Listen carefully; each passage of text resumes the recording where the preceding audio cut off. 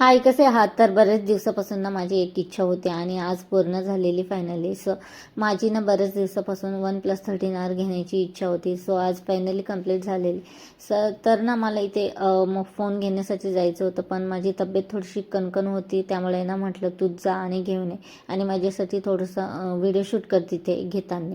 So इथे त्याने video shoot केलेला आणि तुम्ही बघू शकता मी फायनली 13R घेतलेला OnePlus.